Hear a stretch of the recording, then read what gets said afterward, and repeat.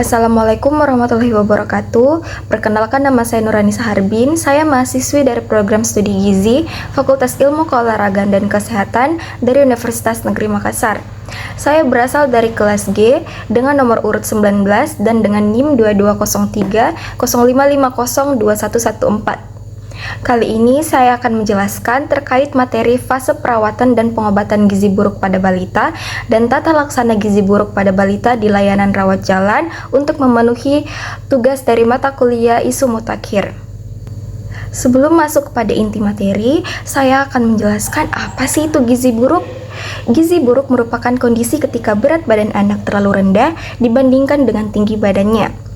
Anak dengan gizi buruk biasanya memiliki daya tahan tubuh yang sangat lemah sehingga berisiko terkena penyakit parah hingga kematian.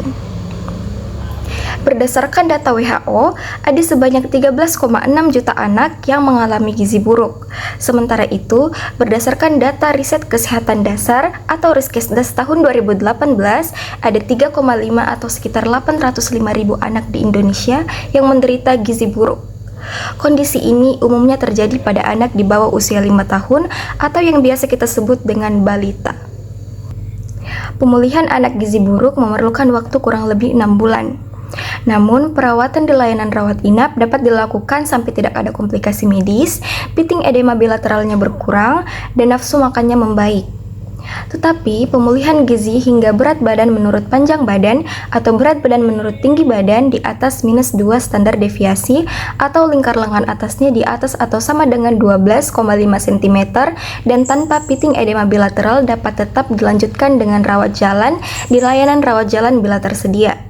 Bila tidak tersedia layanan rawat jalan, maka pemulihan gizi hingga sembuh dilakukan di layanan rawat inap. Tata laksana anak gizi buruk terdiri dari 4 fase perawatan dan pengobatan. Namun, tidak semua balita gizi buruk akan menjalani 4 fase tersebut. Fase stabilisasi dan transisi untuk balita gizi buruk yang perlu layanan rawat inap, sedangkan fase rehabilitasi dapat dilakukan pada layanan rawat jalan. Bila tidak tersedia layanan rawat jalan, maka fase rehabilitasi hingga balita mencapai kriteria sembuh dapat dilakukan di layanan rawat inap. 4 fase perawatan dan pengobatan gizi buruk pada balita, yaitu yang pertama fase stabilisasi. Fase stabilisasi merupakan fase awal perawatan yang umumnya berlangsung 1-2 hari, tetapi dapat berlanjut sampai 1 minggu sesuai kondisi klinis anak. Pemantauan pada fase stabilisasi dilakukan dengan mencatat tanda-tanda vital, tanda-tanda bahaya, derajat edema, asupan formula, frekuensi defekasi, konsistensi feses, volume urin, dan berat badan. Yang kedua yaitu fase transisi. Fase transisi adalah masa peralihan dari fase stabilisasi ke fase rehabilitasi dengan tujuan memberi kesempatan tubuh untuk beradaptasi terhadap pemberian energi dan protein yang semakin meningkat. Pemantauan pada fase transisi sama seperti pada fase stabilisasi, yaitu mencatat tanda-tanda vital, tanda-tanda bahaya, derajat edema, asupan formula, frekuensi defekasi, konsistensi feses, volume urin, dan berat badan. Yang ketiga yaitu fase rehabilitasi. Fase ini dapat diberikan di layanan rawat jalan maupun rawat inap. Fase ini merupakan fase pemberian makanan untuk tumbuh kejar. Pemberian energi sebesar 150-220 kilokalori per kilogram berat badan per hari dalam bentuk F100 atau RUTF, bertahap ditambah makanan yang sesuai berat badan. Umumnya berlangsung selama 2-4 minggu. Kemajuan terapi dinilai dari kenaikan berat badan setelah fase transisi dan mendapatkan F100 atau RUTF. Pemantauan pada fase rehabilitasi dilakukan dengan mencatat asupan formula dan kenaikan berat badan. Yang keempat yaitu fase tindak lanjut. Pada fase ini merupakan lanjutan pemberian makanan untuk tumbuh kejar dengan pemberian makanan keluarga dan pemberian makanan tambahan pemulihan. Selanjutnya saya akan membahas tentang 10 langkah tata laksana gizi buruk pada balita di layanan rawat jalan. Tindakan pengobatan dan perawatan anak gizi buruk dikenal dengan 10 langkah tata laksana anak gizi buruk. Namun dalam penerapannya, sesuai dengan fase dan langkah seperti bagan ini, tetapi beberapa langkah dapat dilakukan dalam waktu yang bersamaan, tergantung dari kondisi klinis yang ditemukan. Langkah pertama yaitu mencegah dan mengatasi hipoglikemia. Semua balita gizi buruk beresiko mengalami hipoglikemia atau kadar gula darah kecil dari 3 milimol per liter atau kecil dari 54 mg per desiliter. Jika fasilitas setempat tidak memungkinkan untuk memeriksa kadar gula darah, maka semua anak gizi buruk dianggap menderita hipoglikemia dan segera ditangani dengan memberikan 50 ml larutan glukosa 10% secara oral. Langkah kedua yaitu mencegah dan mengatasi hipotermia. Hipotermia atau suhu aksilar kurang dari 36 derajat Celcius sering ditemukan pada balita gizi buruk dan jika ditemukan bersamaan hipoglikemia menandakan adanya infeksi berat. Cadangan energi anak gizi buruk sangat terbatas sehingga tidak mampu memproduksi panas untuk mempertahankan suhu tubuh.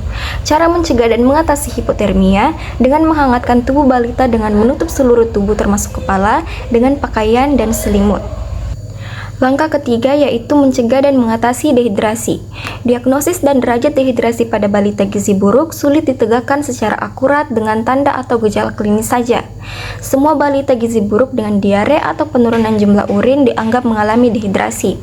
Pada dehidrasi ringan atau sedang, tetap upayakan memberikan terapi rehidrasi oral. Apabila tidak mungkin secara oral, cairan diberikan melalui pipa nasogastrik sampai anak bisa minum.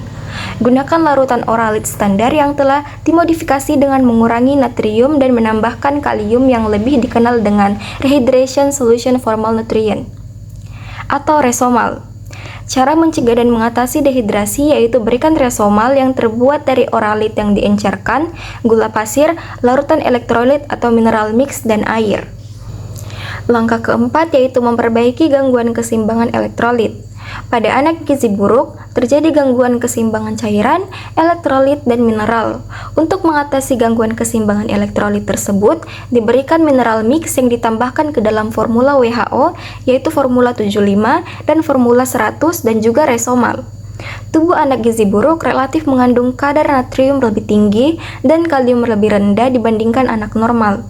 Karena itu, pemberian cairan tidak boleh mengandung kadar natrium tinggi dan anak harus mendapatkan tambahan kalium.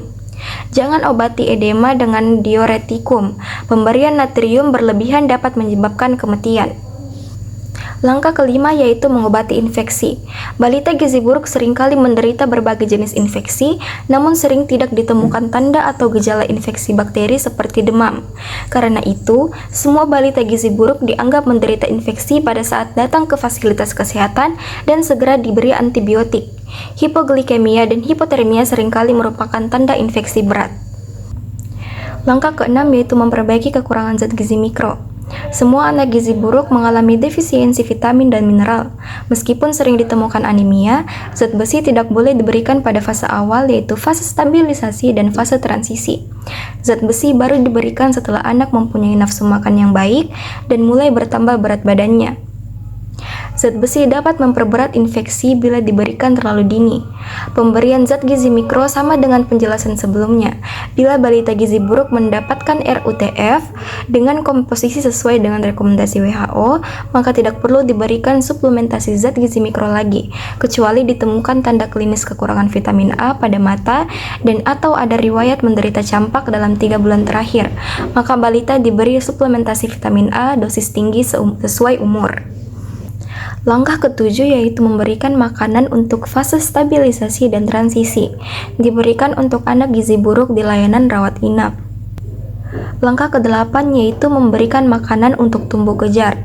Pada fase rehabilitasi terjadi replesi atau pemulihan jaringan tubuh sehingga diperlukan energi dan protein yang cukup. Diberikan energi 150-220 kilokalori per kilogram berat badan per hari. Protein 4-6 gram per kilogram berat badan per hari. Terapi gizi yang diberikan dapat berupa F100 atau RUTF yang secara bertahap ditambah makanan padat gizi. Langkah ke-9 yaitu memberikan stimulasi untuk tumbuh kembang. Pada anak gizi buruk terjadi keterlambatan perkembangan mental dan perilaku. Keterlibatan keluarga terutama ibu sangat diperlukan dalam memberikan stimulasi untuk tumbuh kembang anak. Oleh karena itu, perlu diberikan petunjuk kepada orang tua dan keluarga untuk memberikan stimulasi perkembangan anak dengan penuh kasih sayang sambil bermain, bernyanyi, dan menciptakan suasana yang menyenangkan. Stimulasi dapat diberikan secara bertahap dan berkelanjutan sesuai umur anak terhadap 4 aspek kemampuan dasar terhadap 4 aspek kemampuan dasar anak, yaitu kemampuan gerak kasar, kemampuan gerak halus, kemampuan bicara dan bahasa, serta kemampuan sosialisasi dan kemandirian. Langkah ke-10 yaitu mempersiapkan untuk tindak lanjut di rumah. Persiapan untuk tindak lanjut di rumah dapat dilakukan sejak anak dirawat inap, misalnya melibatkan ibu dalam kegiatan merawat anaknya. Kriteria sembuh dari gizi buruk apabila berat badan menurut tinggi badan atau berat badan menurut panjang badan di atas -2 standar deviasi dan atau nilainya di atas sama dengan 12,5 cm dan tidak ada piting edema bilateral. Bila balita keluar dari layanan rawat inap setelah sembuh, maka dianjurkan untuk kontrol teratur setelah pulang. 1 kali per minggu pada bulan pertama, 1 kali per 2 minggu pada bulan kedua, selanjutnya 1 kali per bulan selama 6 bulan atau lebih. Selain itu, dianjurkan juga untuk melengkapi imunisasi dasar ataupun ulangan sesuai program PPI atau program pengembangan imunisasi. Mungkin itu saja yang dapat saya sampaikan pada kali ini, kurang lebihnya mohon dimaafkan. Wassalamualaikum warahmatullahi wabarakatuh.